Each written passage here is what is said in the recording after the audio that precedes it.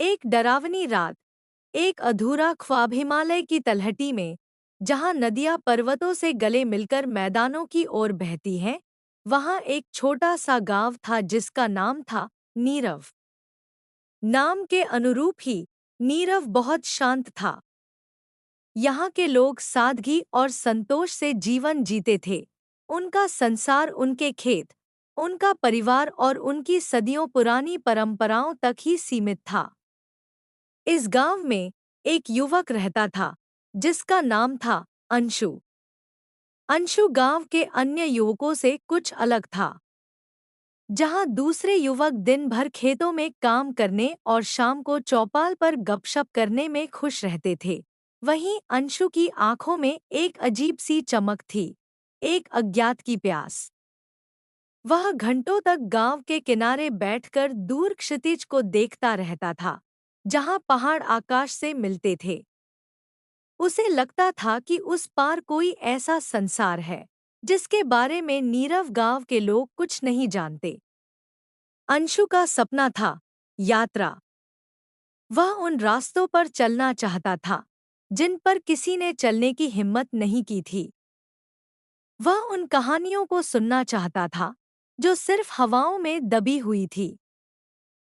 एक दिन अंशु अपनी कुछ पुरानी किताबें पलट रहा था, जिनमें उसके दादाजी ने कई दूर-दराज के स्थानों के नक्शे और यात्रा वृत्तांत बनाकर रखे थे। अचानक एक पुराना, जीर्ण-शीर्ण, चमड़े का बस्ता नीचे गिरा। उसके भीतर एक पीला पड़ चुका तांबे का लॉकेट था और उसके साथ एक नोट। नोट में लिखा था, पुत्र, अज्ञात की राह पर जाने से पहले यह याद रखना, सबसे बड़ी खोज भीतर छिपी है। अगर बाहरी दुनिया तुम्हें भीतर से अलग कर दे, तो तुम भटक जाओगे। इस लॉकेट को संभाल कर रखना। यह तुम्हें राह दिखाएगा जब तुम सबसे अधिक खोए हुए होगे। अंशु ने लॉकेट उठाया। उस पर एक अजीब सा प्रतीक बना हुआ था, एक बंद आँख के ऊपर एक उड़ता हुआ पंख। जब अंशु ने यह लॉकेट दयाराम को दिखाया, तो उनके चेहरे का रंग उड़ गया। यह कहाँ मिला तुम्हें? उन्होंने कठोर स्वर में पूछा। दादाजी की पुरानी किताबों में, अंशु ने जवाब दिया। दयाराम ने गहरी सांस ली और बोले, तुम्हारे दादाजी, ज्ञानचंद, भी तुम्हारी तरह थे। उन्हें भी भटकने का शौक था। एक बार वह पूरब की ओर एक छिपे हुए शहर की तलाश में गए थे। गांव वालों ने उन्हें बहुत समझाया, लेकिन वह नहीं माने। वह गए और फिर कभी वापस नहीं आए। दयाराम की आवाज में दर्द था। और यह लॉकेट, यह उनकी मूर्खता की निशानी है। यह दिखाता है कि वह कभी वापस नहीं आए। अंशु ने पूछा, लेकिन पिताजी, अगर वह वापस नहीं आए, तो यह बस्ता यहाँ कैसे आया? दयाराम की आंखें नम हो गईं। यह गांव के आखिरी छोर पर, उस बूढ़ी जामुन के पेड़ के पास मिला था, जिसके नीचे ज्ञानचंद अंतिम बार खड़े थे। केवल यह बस्ता, और इसके साथ यह संदेश कि सत्य अभी भी इंतजार कर रहा है। उन्होंने गुस्से में लॉकेट छीन लिया और जमीन पर फेंक दिया। मैं तुम्हें तुम्हारी तरह भटकने नहीं दूंगा। तुम्हारा भाग्य इस मिट्टी में है, पहाड़ों के पीछे की कोरी कल्पनाओं में नहीं। उस रात अंशु सो नहीं सका। उसने महसूस किया कि उसका भाग्य गांव की सीमाओं में बंधा हुआ नहीं है।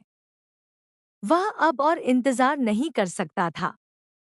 उसे उस छिपे हुए शहर की कहानी, उस अधूरे सच को पूरा करना था जिसे उसके दादाजी ने शुरू किया था। अगले दिन सुबह, जब गांव गहरी नींद में था, अंशु ने अपना फैसला ले लिया। उसने कुछ सूखे मेवे, पानी की बोतल, एक रस्सी और दादाजी के बनाए नक्शे का एक टूटा हुआ कोना लिया। वह नक्शा, जो दयाराम ने फाड़ दिया था, अंशु ने बड़ी मेहनत से जोड़कर उसका एक अंश बचा लिया था। उसने दबे पांव घर छोड़ा। बूढ़ी जामुन के पेड़ के पास पहुंचकर उसने अपनी आंखें बंद की और मन में अपने माता-पिता से माफी मांगी। उसने मिट्टी को छुआ, उसे अपने माथे पर लगाया और फिर बिना पीछे देखे उस राह पर चल पड़ा जो पूरब की ओर दूरवाह पहाड़ की चोटी की तरफ जाती थी।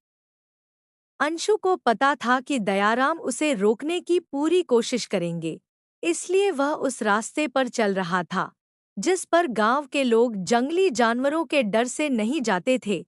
एक संकरा, कांटों भरा पहाड़ी रास्ता। पहले कुछ दिन बहुत कठिन थे। दिन में कड़ी धूप और रात में जानलेवा ठंड। एक दोपहर, जब अंशु दूरवाह पहाड़ की ढलान पर चढ़ रहा था, तो उसने देखा कि नरशे का फटा हुआ कोना एक घास जगह की ओर इशारा कर रहा है। एक पानी का झरना जिसके पीछे एक छोटी गुफा थी।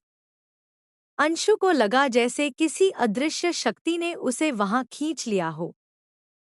उसने झरने के बर्फ जैसे ठंडे पानी से मुंह धोया और पत्थरों के बीच से गुफा तक पहुंचा। गुफा के प्रवेश द्वार पर कुछ अस्पष्ट नवराशि बनी हुई थी, जिसे पढ़ना नामुमकिन था। गुफा के भीतर कदम रखते ही उसे एक अजीब सी शांति महसूस हुई, जैसे वह दुनिया के शोर से बहुत दूर आ गया हो। भीतर हवा का एक झोंका भी नहीं था। वह मशाल की रोशनी में आगे बढ़ा। गुफा कोई ठास लंबी नहीं थी। 20 कदम चलने के बाद उसने देखा कि गुफा एक गोलाकार, अंधेरे कक्ष में खुलती है। कक्ष के बीचों बीच एक चिकना, काले रंग का पत्थर रखा था, जो एक वेदी जैसा दिखता था। जैसे ही अंशु ने पत्थर को छुआ, उसे लगा जैसे बिजली का एक झटका उसके शरीर से गुजर गया हो। और फिर उस निस्तब्ध शांति में एक आवाज गूंजी। यह किसी इंसान की आवाज नहीं थी, बल्कि ऐसा लग रहा था जैसे यह पहाड़ की गूंज हो या समय का सरगोशिया।